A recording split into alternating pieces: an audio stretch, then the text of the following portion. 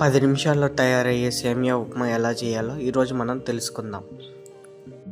మరెందుకు ఆలస్యం, వెంటనే వీడియోలోకి వెళ్ళిపోదాం. వెళ్ళే ముందు అందరూ సబ్స్క్రైబ్ చేయడం మర్చిపోకండి. ముందుగా స్టవ్ ఆన్ చేసుకొని కొద్దిగా ఆవాలు, కొద్దిగా పచ్చెనపప్పు, ఆవాలు మిక్స్ ఉంటే మిక్స్ లేదా విడిగా ఉంటే విడిగా వేసుకొని కొంచెం త్వరగా వేయించుకోవాలి. తర్వాత 4 ఎండుమిరపకాయలు, మనకు స్పైసీనెస్ ఎంత కావాలో దాన్ని బట్టి వేసుకోవాలి. ఇవన్నీ బాగా వేగాక ఆనియన్స్, సన్నగా కట్ చేసుకున్న ఆనియన్స్ని వేసి ద్వారగా వేయించుకోవాలి.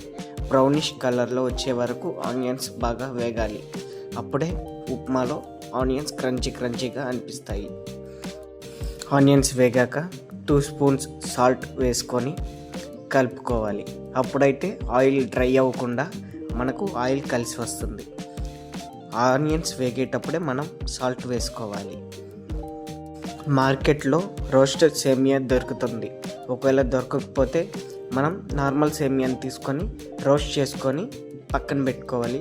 లేదా రోస్టెడ్ సేమియా అయితే మనకు ఎంత క్వాంటిటీ కావాలో 1 గ్లాస్ అయితే 1 గ్లాస్, 2 గ్లాస్ అయితే 2 గ్లాస్ వేసుకొని కాస్త కలుపుకొని డ్రై అవ్వాలి.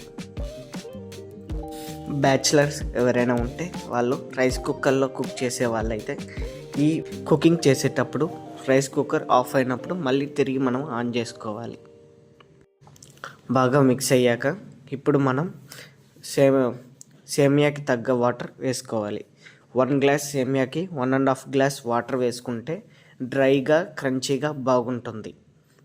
మనం 2 గ్లాసెస్ ఆఫ్ సేమియా వేసుకున్నాం కాబట్టి 4 గ్లాసెస్ లేదా 4.5 గ్లాస్ వాటర్ వేసుకుంటే క్రంచీగా వస్తుంది.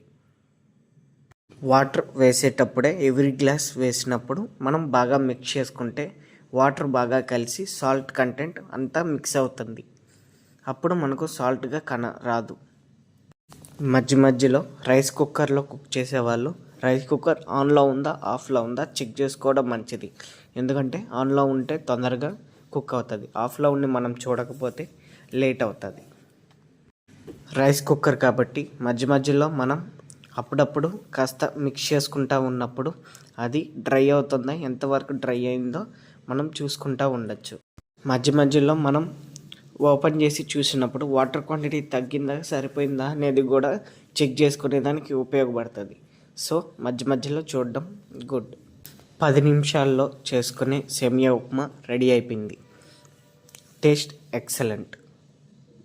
మరెందుకు ఆలస్యం, మీరు కూడా చేసుకొని ట్రై చేయండి. Thanks for watching.